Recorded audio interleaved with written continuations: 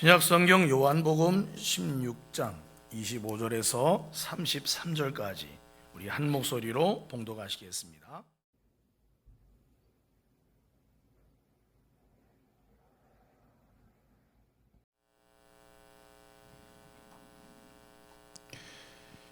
교회력으로 오늘은 종료주일입니다.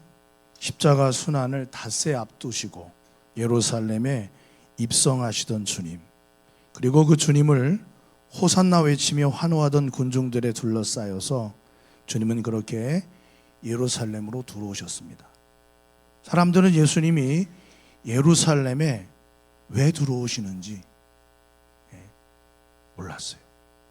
아는 듯 했지만 주님이 예루살렘에 들어가는 것을 확실하게 아는 분은 예수님 자신밖에 없었습니다.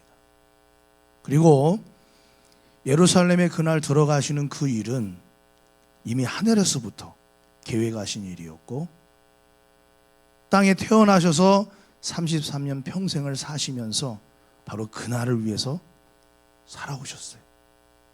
그리고 주님은 결단하시고 예루살렘에 이제 죽으시기 닷새 전에 들어오신 것입니다. 우리가 오늘 지키는 종료주일은 그런 날입니다. 주님은 십자가를 각오하시고 죽으시러 예루살렘에 입성하신 날. 종료주일부터 시작해서 한 주간은 기독교 신앙에서 가장 중요한 한 주간으로 예수님의 순환과 부활이 있습니다. 성경 사복음서를 보면은 예수님에 대한 기록, 예수님의 말씀, 예수님께서 행하신 기적과 표적들, 그리고 예수님께서 고난받으시고 십자가에 죽으셨으며 3일 만에 말씀하신 대로 부활하신 일들이 다 기록이 되어 있어요. 너무나 소중한 말씀들이 아닐 수 없는 것입니다. 우리가 누군가로부터 입을 통해서 전해 들었으면 이렇게 생생하지 않을 거예요.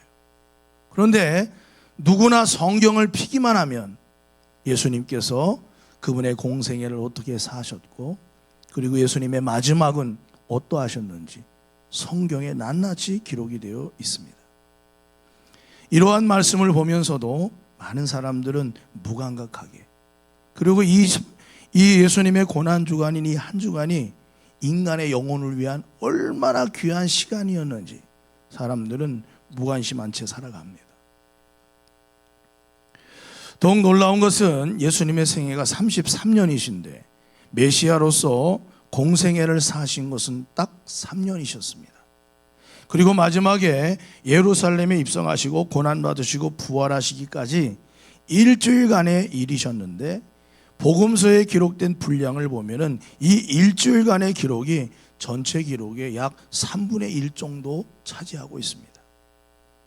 성경 저자들도 예수님의 공생의 마지막 일주일간, 이 고난주간을 중심으로 예수님의 생애를 보았고, 그렇게 믿었고, 또한 그 소중함을 성경을 통해 기록에 우리에게 전달하고 있는 것입니다.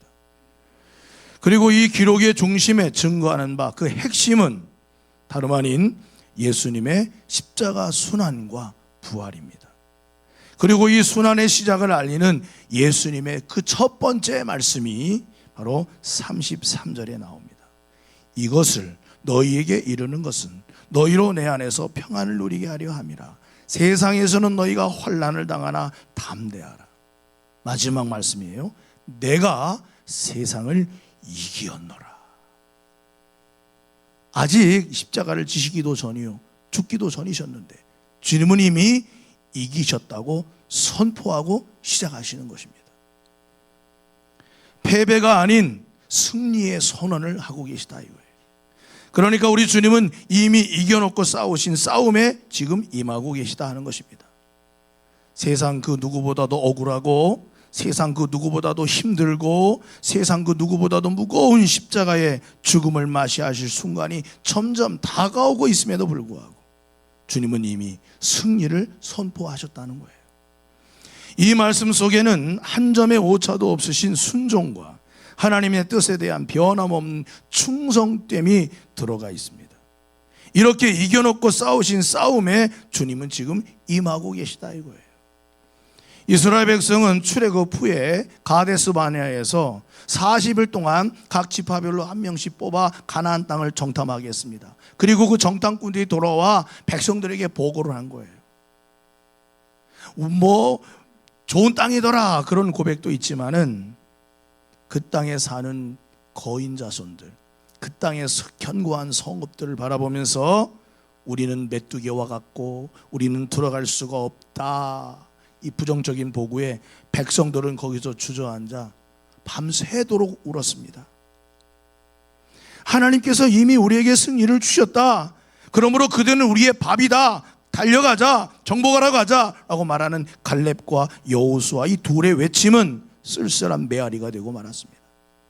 이스라엘 백성은 싸우기도 전에 이미 졌다라고 생각을 했어요. 싸워보기도 전에 이미 우리는 틀렸다라고 단정짓고 있는 모습을 주님 앞에 보인 겁니다. 그런데 예수님은 무거운 십자가, 죄의 십자가를 지시기 전에 주님은 선포하시는 거예요. 내가 세상을 이겼노라. 그렇다면 우리 주님께서 무엇에 승리하신 것이고 그 승리가 우리에게는 어떤 은혜가 되는 것일까요? 첫 번째로 하나님 아버지의 뜻을 온전히 성취할 것이기 때문에 승리라는 것입니다. 28절을 보면은 내가 아버지에게서 나와 세상에 왔고 다시 세상을 떠나 아버지에게로 가노라. 주님은 왜 세상에 오셨는지, 세상에 와서 무엇을 하셔야 되는지, 그리고 세상에서 떠나 어디로 가는지 주님은 확실히 알고 계셨어요. 세상에 오신 하나님의 목적을 다 이루시고 다시 하나님께로 올라가신다고 말씀하고 있습니다. 우리 주님께서 생각하시는 승리란 무엇이겠어요? 누군가 어떤 대상과 싸워서 그를 이기고 승리하는 것일까? 주님의 승리는 하나님의 뜻을 성취하는 것입니다. 내가 하나님의 뜻을 이루었느냐, 하나님의 뜻을, 하나님의 목적대로 살았느냐, 하나님의 원하시는 삶을 내가 살았느냐, 거기에 승리냐 패배냐가 있다고 주님은 생각하시는 거예요. 심지어 주님은 나의 양식은 내가 이 세상에서 아버지의 뜻을 이루는 것이라고 말했어요. 살아가는 삶의 양식마저도 하나님의 뜻으로 여긴 분이 예수님이라 이 말씀입니다. 그렇게 주님은 모든 것을 성취하셨어요. 어찌 보면은 굳이 싸움이라고 하면은 그건 바로 자기 자신과의 싸움인 것입니다. 자기 자신과의 싸움. 여러분, 우리도 하나님의 뜻에 따라 살고자 함에 있어서 가장 큰 적이 누구입니까? 다른 누구예요? 내 말을 안 듣는 누구예요? 원수 같은 누구예요? 천만의 말씀.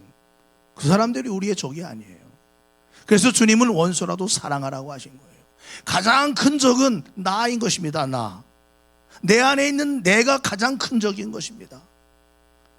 욕심도 내 안에 있고, 정욕도 내 안에 있고, 아집도 내 안에 있고, 고집도 남에게 있는 것이 아니라 내 안에 있는 거예요. 내 안에. 그러므로 나를 하나님께 내려놓고 하나님의 뜻을 성취하기 위하여 다투는 이 싸움에서 승리자가 주님은 되셨다는 것입니다. 편한 길, 쉬운 길, 행복할 것만 같은 길을 오늘도 많은 사람들이 찾아가고 있습니다. 그러나 우리 주님은 아무도 알아주지 않아도 하나님의 뜻이 십자가를 지는 거라 그러면 주님은 그 길을 묵묵히 걸어가셔 결국은 승리하셨고 승리의 길이라 선언하신 것입니다. 두 번째로 우리 주님의 승리는 죄인 된 사람을 위해 대속제물이 되어 죄인을 구원하실 수 있었기 때문에 승리이신 것입니다. 여러분, 인생 속에서 승자가 되느냐 패자가 되느냐, 이거 굉장히 중요한 문제예요. 스포츠 경기를 보세요. 우리나라가 지난 아시안컵에서 4강에서 그것도 하물며 한 수와 한 수, 두 수 아래라고 한 요르단에게 무기력하게 졌어요. 심지어 나중에 알고 보니까 선수끼리 싸웠대. 그렇게 패배를, 그러면서도 승리를 하고 났으면 아이 좀 잘 좀 하지, 이거 뭐 싸우고 그래, 이렇게 넘어갔을 일인데 패배하고 나니까 그 싸움이 더 그냥 큰 문제처럼 생겨가지고 아직도 회복을 잘 못하는 것 같아요. 지난번 태국전에 보니까 지고 이기고가 아무것도 아닌 게 아니죠. 올림픽에 나가는 선수들이 금메달 따기 위해서 정말 피땀을 흘려서 운동을 합니다. 그런데 결승전에 올라갔다가 결승에서 패배해 보세요. 그 쓰라린 맛은 패배해 본 사람만 알아. 그러나 승리해 보세요. 그 정말 영광스러운 맛은 승리해 본 사람만 아는 것입니다. 전쟁도 마찬가지입니다. 전쟁에서 이기면 승전국이 되어서 다 보상이 돼요. 그러나 전쟁에서 패전하면 패전국이 되어 다 보상해 줘야 되는 거예요. 그런데 여러분 생각해 보세요.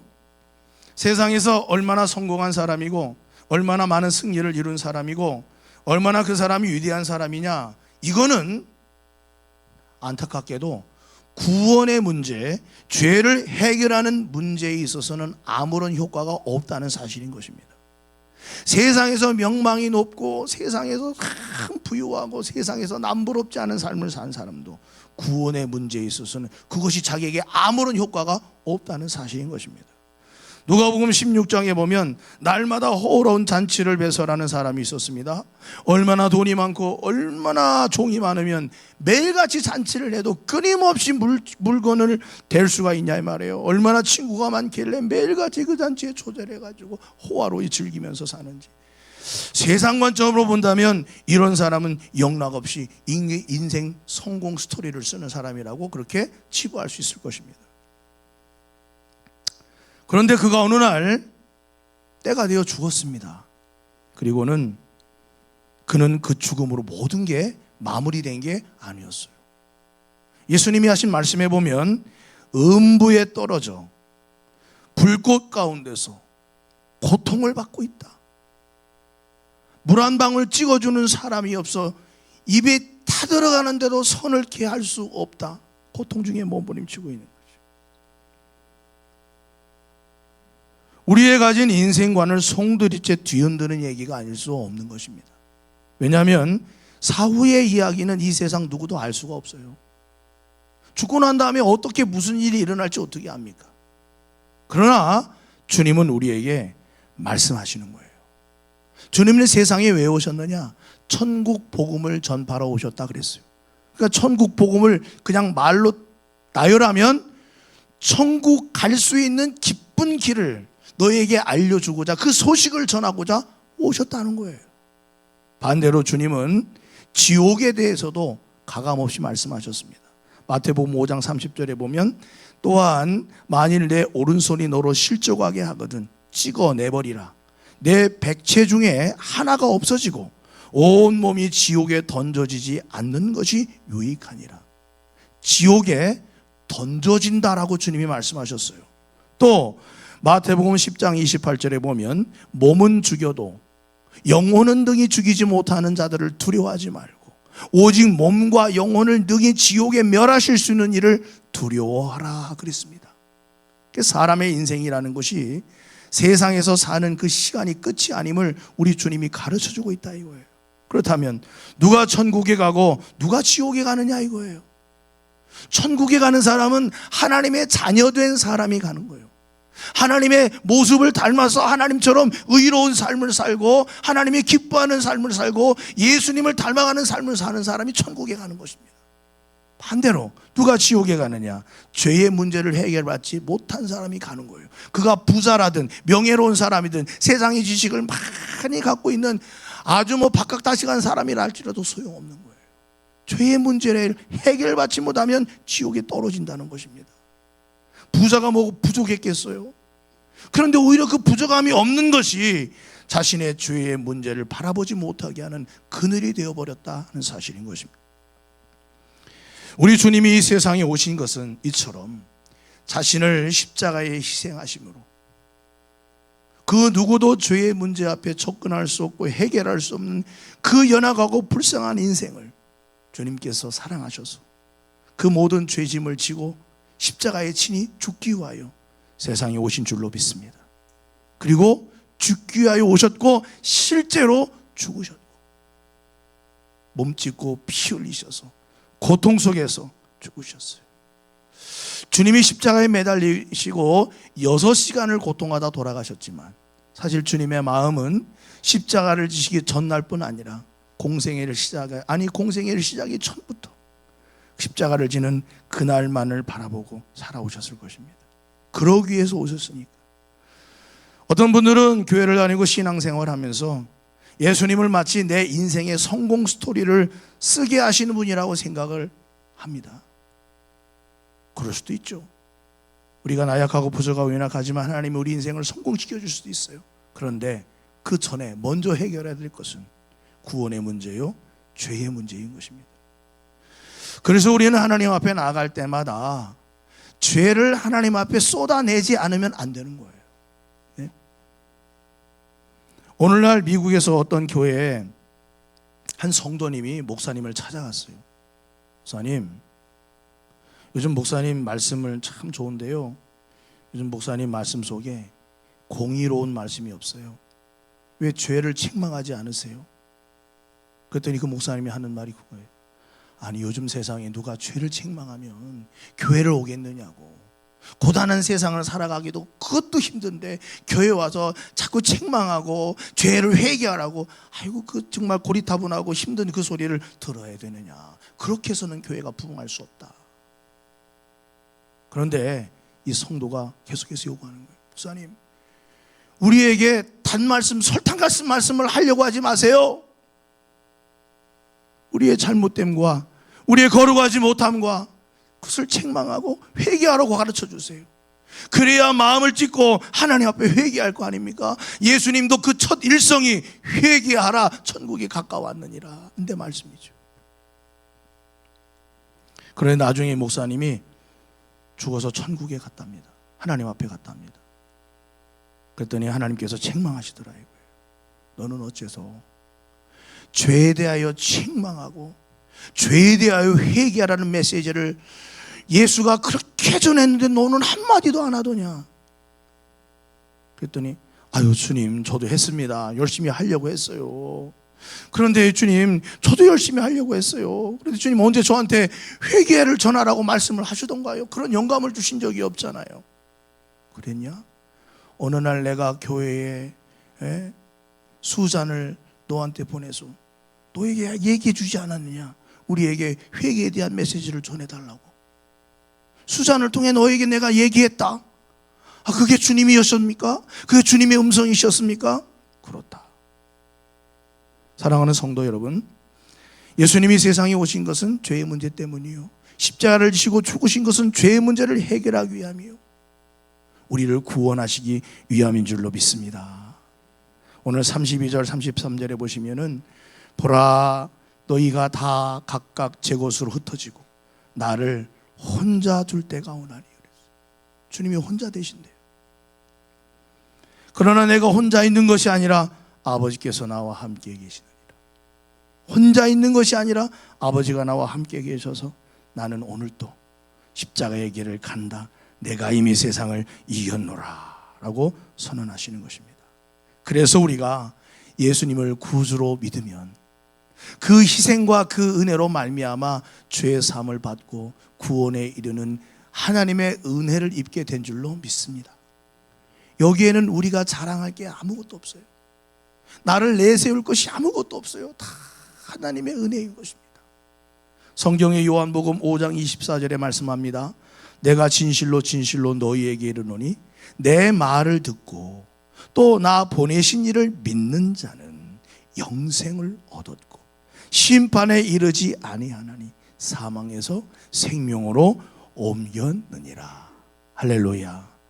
그래서 예수 믿는 사람이 죄의 사함을 받았기 때문에 심판받지 않고 하나님 나라에 가는 것입니다.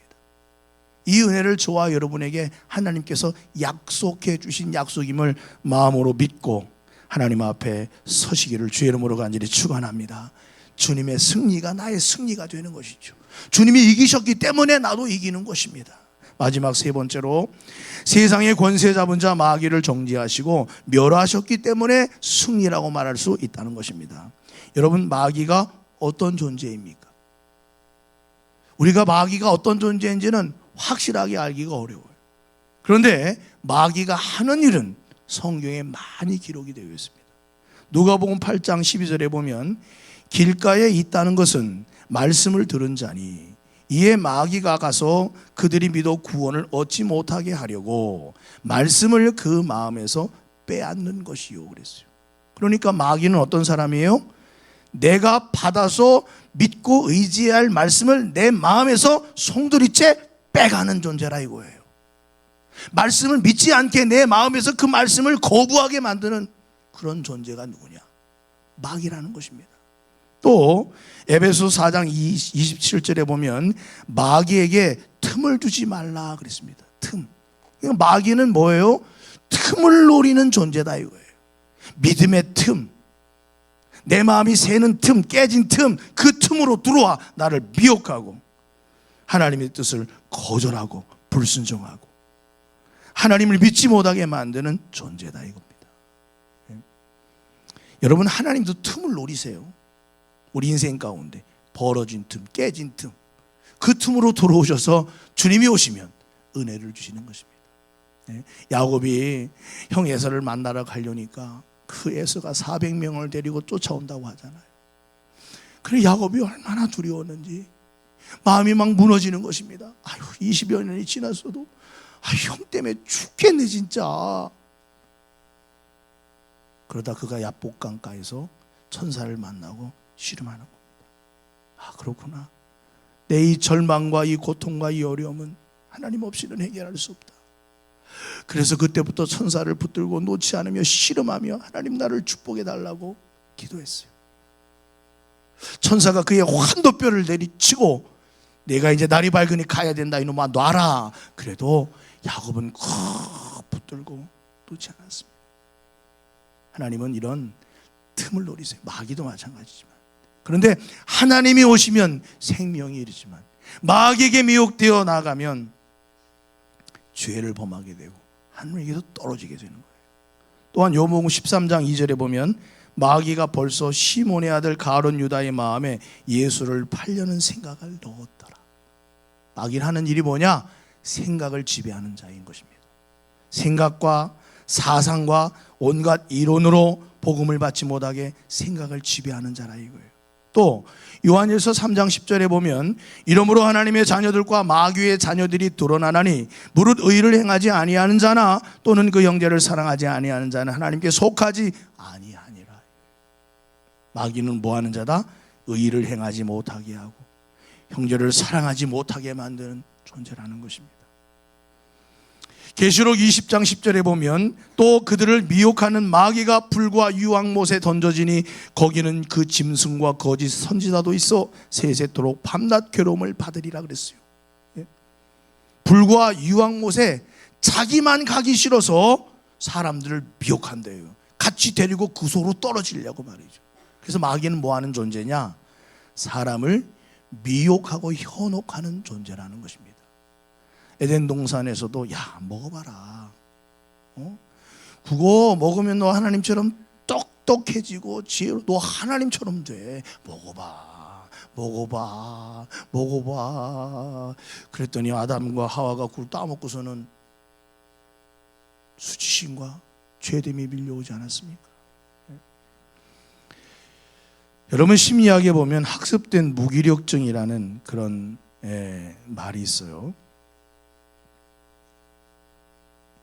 가령 태국에 보면 또 인도 같은 데 코끼리가 있잖아요. 몸집이 아주 큰 코끼리를 길들여서 집안일을 이제 하려고 합니다. 근데 코끼리를 어떻게 길들이느냐?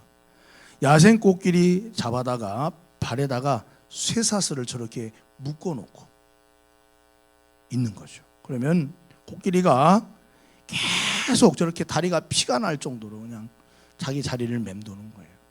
그러다가 아이고 아무리 애를 써도 여기서 벗어날 수가 없구나.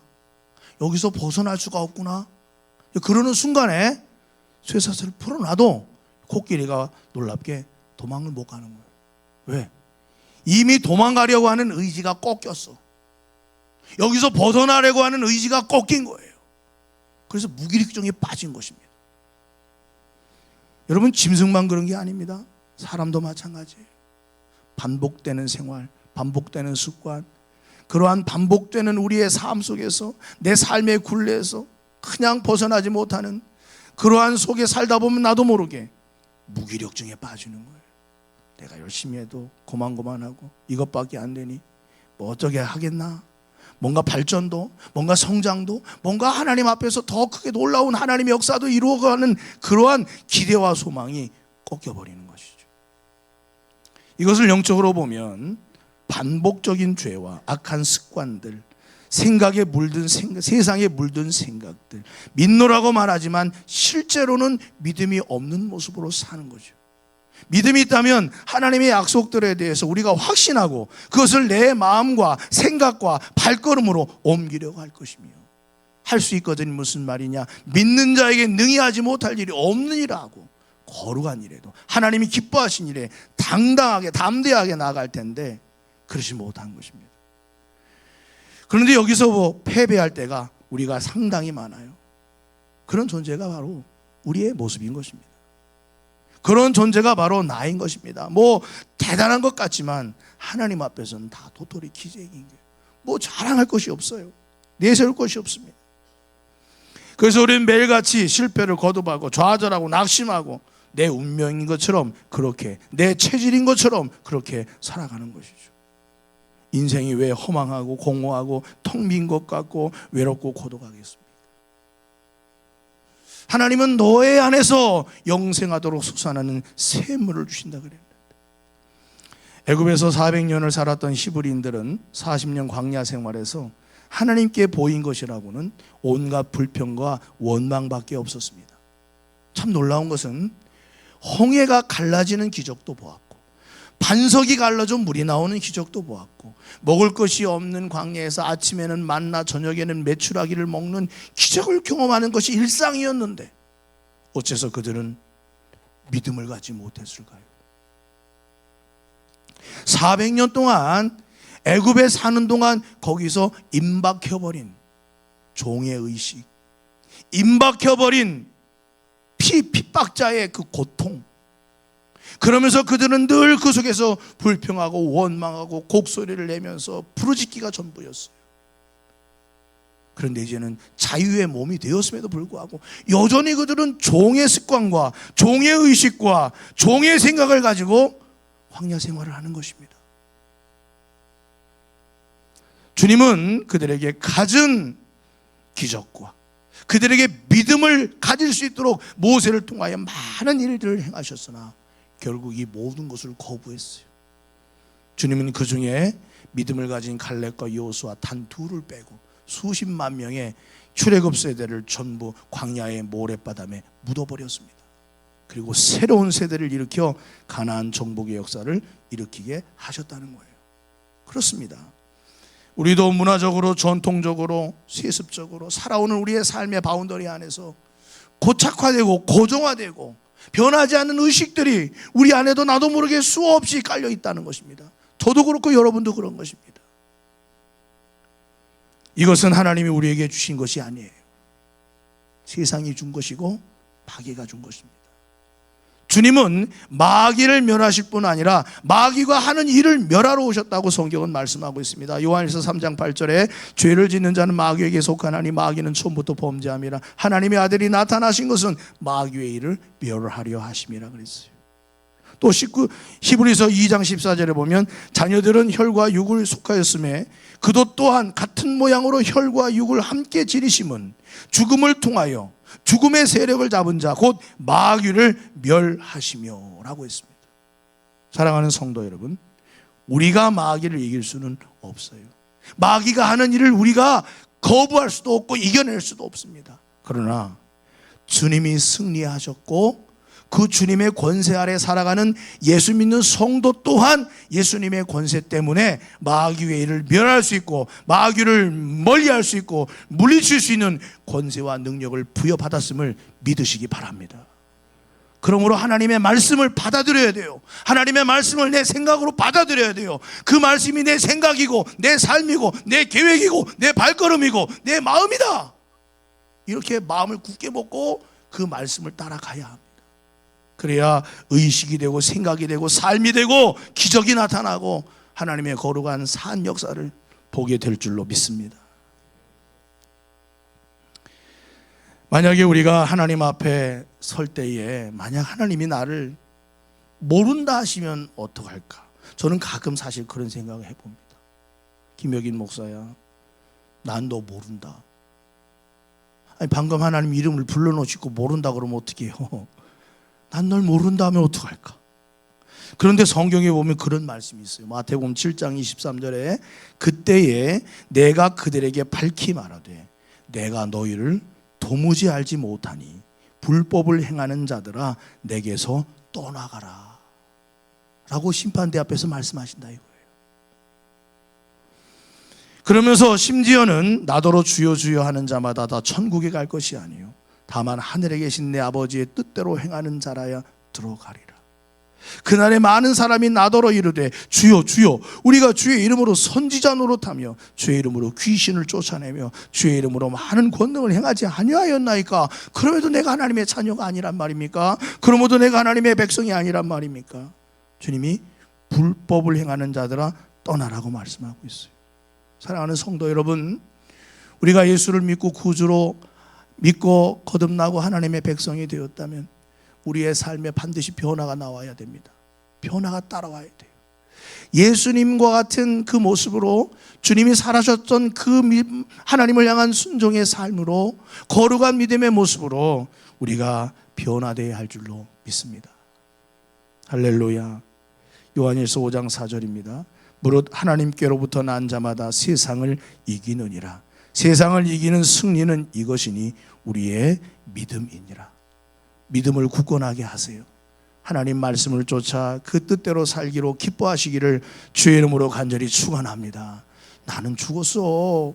나는 죽었다. 십자가에 같이 죽었어. 예수님과 함께.